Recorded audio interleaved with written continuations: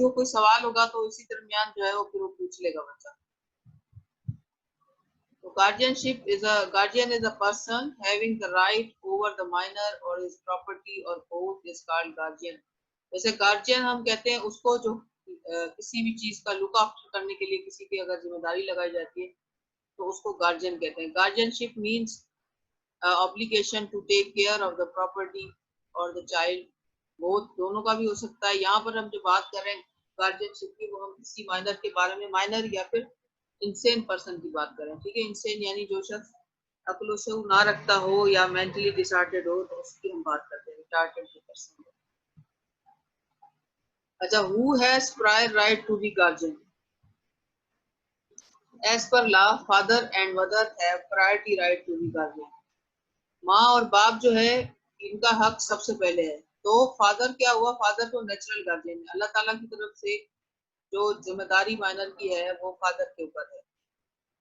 और after father, after the death of the father, और या फिर अगर कोई इंसिडेंट बाप के साथ हो जाता है, कोई ऐसा मसला हो जाता है, then mother is a natural guardian.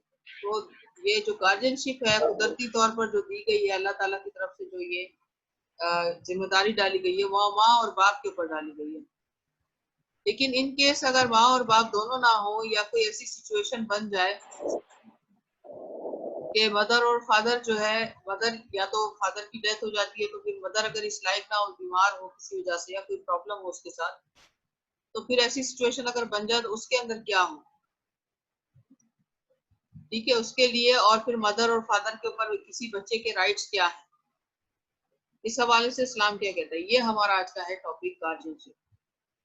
There are no clear injunctions of Quran over this topic, however, भाई ये अब जो है सफवान आपके जो है उसमें से मुसलसल आवाज आ रही है, मैं आपको म्यूट कर रही हूँ, फिर आप अपने आप को दोबारा म्यूट करें।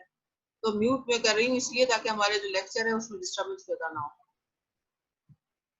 तो इसलिए मेहरबानी करके आप अनम्यूट उस वक्त करिएगा जब मेरा लेक्चर खत्म हो जाए या फिर आपको कोई क्वेश्चन अगर पूछना हो तब।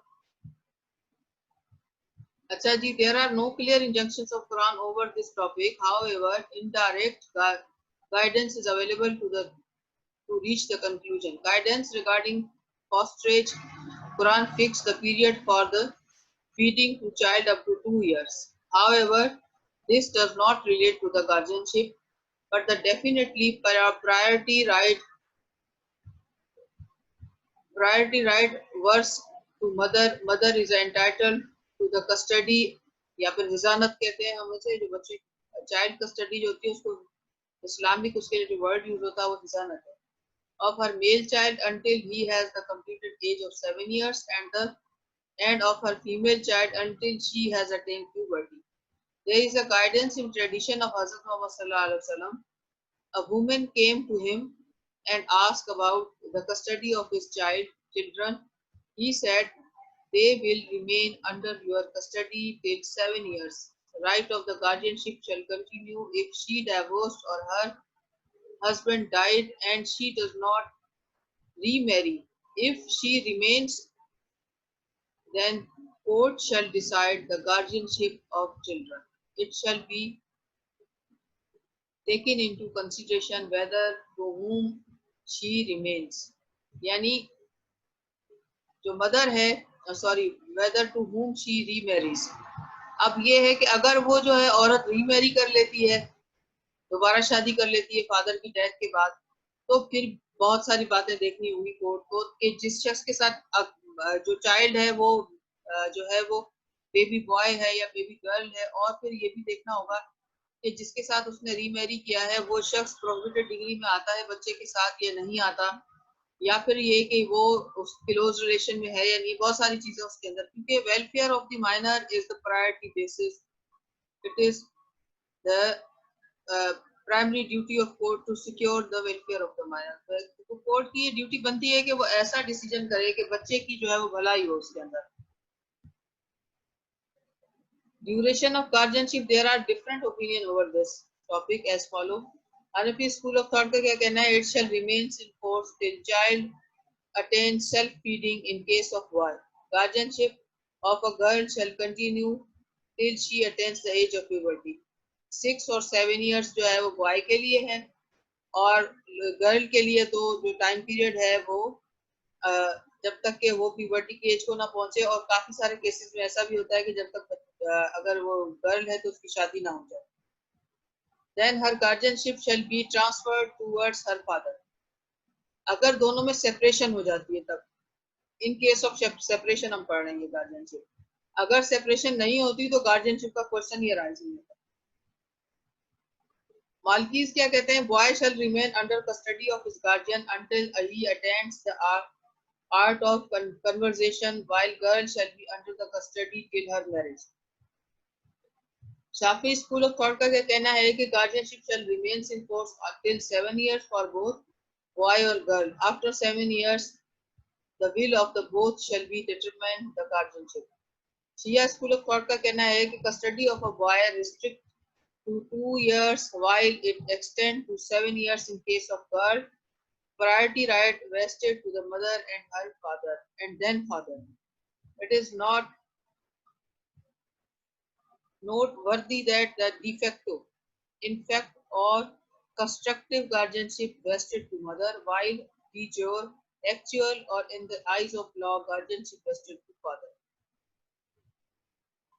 अब यहाँ पर जो है ना मुख्तलिफ सारे के सारे व्यूज हमने पढ़े, लेकिन एक्चुअली हमारे पास लॉ ऑफ लैंड क्या कहता है, और उसके अलावा ये कि जो डिसीजंस हमारे पास अगर कोई पुराने हैं जो जिनको अगर हम देखकर उससे ड्रॉ कर सकते हैं रिजल्ट, तो वो ये है कि जो चाइल्ड कस्टडी के केसेस होते हैं उसमें जो बॉय है उसके लिए 7 इयर्स ऑफ एज है कि वो मदर के पास 7 इयर्स तक रह सकता है इन केस ऑफ सेपरेशन, और अपने फादर के पास उसके बाद अगर उसके फादर उसका वालिद जो है उसको 7 साल तक मेंटेनेंस देता रहता है, बच्चे की ख्याल रखता है उसका हर तरह से, तो then custody will goes to father.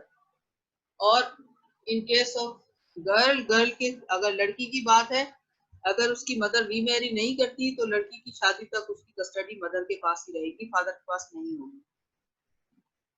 अच्छा, अगर माँ और बाप दोनों की डेथ हो जाती है तो सबसे पहले इस चाइल्ड लड़की की कस्टडी जो है दादी के पास होगी, और लड़की की कस्टडी जो होगी वो लड़के और लड़की दोनों की कस्टडी जो सबसे पहले दादी का राइट क्रिएट हो जाएगा मदर में, और मैं आपको लिस्ट आगे बताऊंगी कि किस किस का कब राइट क्रिएट होता जाएगा।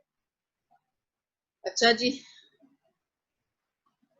डिफेक्टो और डिजोर, ये दो किस्म की गार्जियनशिप इसके अंदर लिखी हुई। डिफेक्टो हम कहते हैं de facto, facto means factual और डी मतलब एक condition.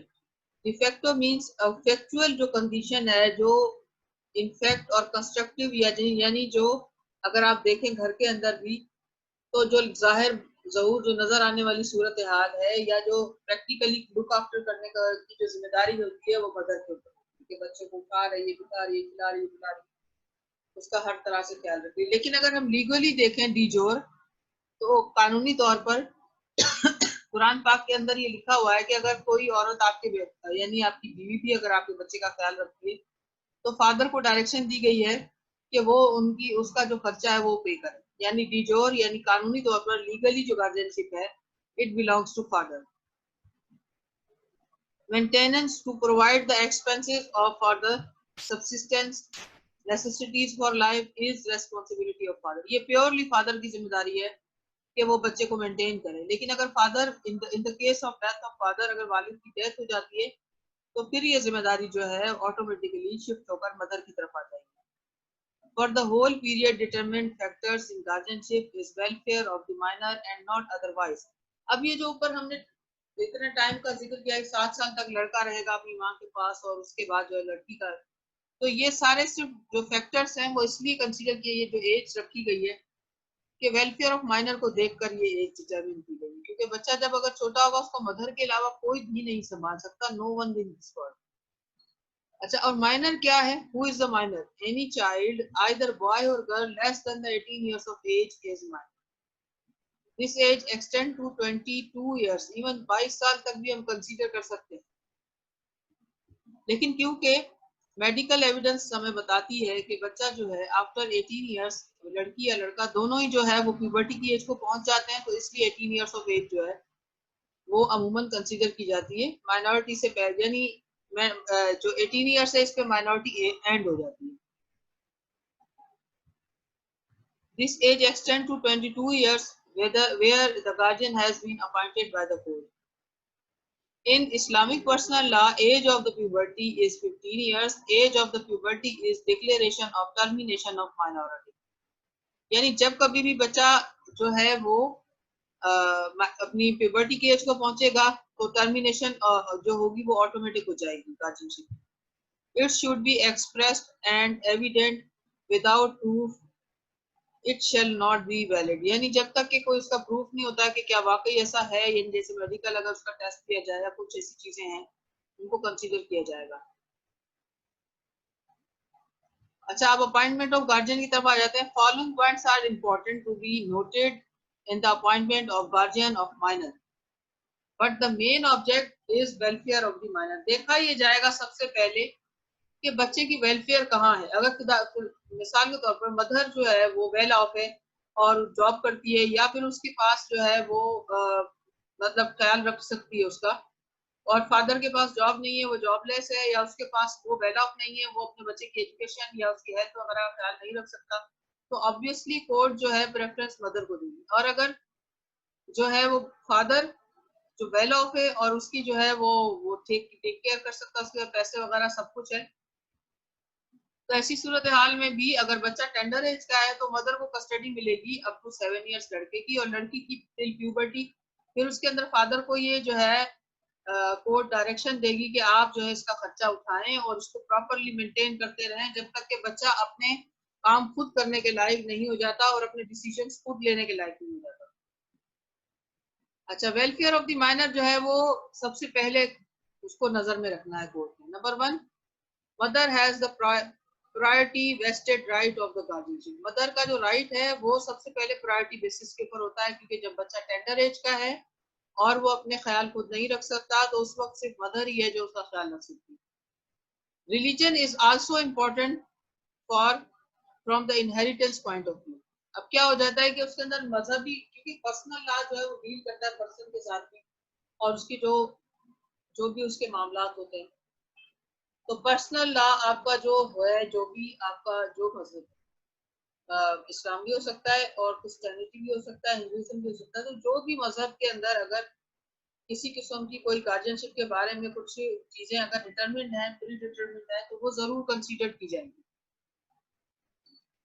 Number 3, as of minor, और नंबर 4, एज ऑफ गार्जियन भी देखी जाएगी. ऐसा तो नहीं है कि जो गार्जियनशिप के लिए आया बंदा वो भी खुद अपना ख्याल नहीं रखता, यानी वो ओवर एज है या बहुत ज्यादा जो है वीक है या फिर जो है वो बीमार है खुद, या ऐसी कोई सिचुएशन है, तब भी ये चीजें देखनी बहुत जरूरी. Number 5, sex, whether minor is boy और गर्ल. लड़की है या लड़का है ये बहुत अहम है. अगर लड़की है तो उसको माँ की ज्यादा जरूरत है, और अगर लड़का है तब भी उसको 7 इयर्स तक अपनी मदर की जरूरत है. तो सबसे पहले देखा जाएगा कि जो माइनर है वो लड़की है या लड़का है, उस हिसाब से उसको डिसीजन जो है वो कोर्ट करेगी. Relationship of the Clement for the guardianship with minor and what is the object. सबसे पहले देखें, कोर्ट ये भी देखेगी कि सामने वाले की नीयत तो खराब नहीं है, बदनीयती के बेसिस के ऊपर तो नहीं आया गार्जियनशिप के लिए. और दूसरा, उस बंदे का या उस बंदी का रिलेशनशिप क्या है बच्चे के साथ. जितना वो रिलेशनशिप प्रोहिबिटेड डिग्री में होगा, जितना क्लोज होगा, उतना कोर्ट को जो है डिसीजन लेने में भी आसानी होगी. Claim of other relatives to be appointed as guardian, वो भी देखना है कि और कौन कौन जो है क्लेम करने के लिए आ गया है यहाँ पर. Personal character of the Clement, जो बंदा गार्जियनशिप के लिए आया है कोर्ट ऑफ लॉ में, उसका कैरेक्टर कैसा है, यानी वो खुद जो है उसकी अपनी जो रेपुटेशन है वो माशरे में कैसी है. ऐसा तो नहीं है कि उससे बच्ची पर या बच्चे पर गलत असर पड़े. Number 9, capacity of a applicant whether he और she may afford the guardianship और नॉट. यानी ये भी सबसे पहले देखा जाएगा कि वो बंदा या वो बंदी उस बच्चे का ख्याल रख भी सकते हैं, क्या वो उसका खर्चा उठा सकते हैं या नहीं. In absence of parents the will of the minor shall be determined the guardianship. यानी अगर माँ और बाप दोनों नहीं रहे तो फिर क्या चीज होगी कि उस बच्चे की विल भी देखी जाएगी कि वो बच्चा किसके पास रहना चाहता है, क्योंकि बच्चा भी फैसला करने का इख्तियार भी रखता है. अगर बच्चा या बच्ची की उम्र जो है वो इतनी 7 इयर्स तक है या ऐसी है कि जिससे वो डिटरमिन कर, यानी वो फैसला करने की कंडीशनल पावर उसके पास आ गई है. जैसे 5 ईयर या 6 इयर्स का बच्चा होता है, वो काफी समझदार होता है, वो समझ सकता है काफी चीजों को. तो ऐसी सिचुएशन के अंदर बच्चे की विल को भी देखा जाएगा कि वो क्या चाहता है in the absence of parents. अच्छा, will of minor in any case, अगर कभी कभी जो भी केस हो, चाहे वो फादर और मदर का ही क्यों ना हो, विल ऑफ माइनर जरूर देखी जाएगी कि उसकी क्या मर्जी है, और उसके अलावा बच्चे से भी बहुत सारी बातें पूछी जाएंगी, कोर्ट देखेगी, सोच समझ कर जो है वो फैसला करेगी।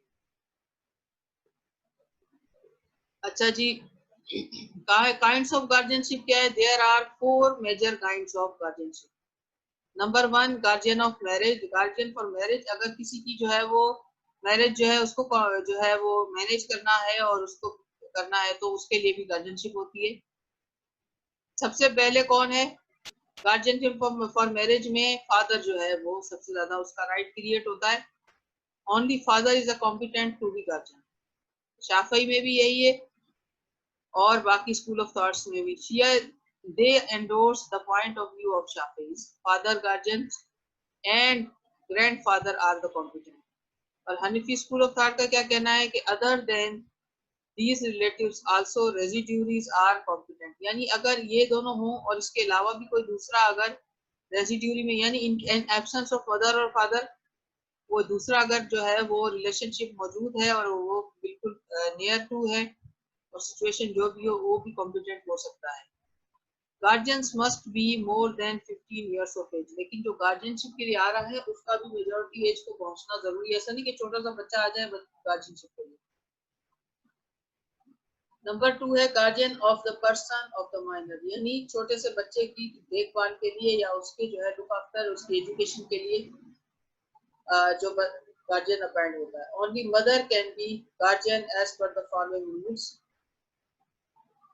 हनीफी स्कूल ऑफ थॉट का कहना है कि boy shall remain in custody for the 7 years, girl until she attained the age of puberty। Malikis का कहना यह है कि जब तक उसकी शादी नहीं हो जाती बच्ची की, and boy shall be within the custody until attain sufficient conversation ability, यानी जब तक वो अपने काम खुद करने के लायक नहीं हो जाता और वो समझदार नहीं हो जाता तब तक लड़का रहेगा, और लड़की जब तक कि उसकी शादी नहीं हो जाती। शाफी स्कूल ऑफ थॉट का कहना है periodship of guardian in either case shall be attained to the 7 years। After 7 years consent of the minor would be determinant factor। Shia school of thought का कहना यह है कि boy shall be in custody for 2 years and the girl for the 7 years। अच्छा जी, यहाँ तक आप लोगों को समझ में आ गया? ये हमने अच्छा खासा आज पढ़ लिया, ठीक है जी। यहाँ तक समझ आ गया आप लोगों को? Yes ma'am. अगर कोई किसी को कोई क्वेश्चन करना हो तो आप लोग कर लें जी।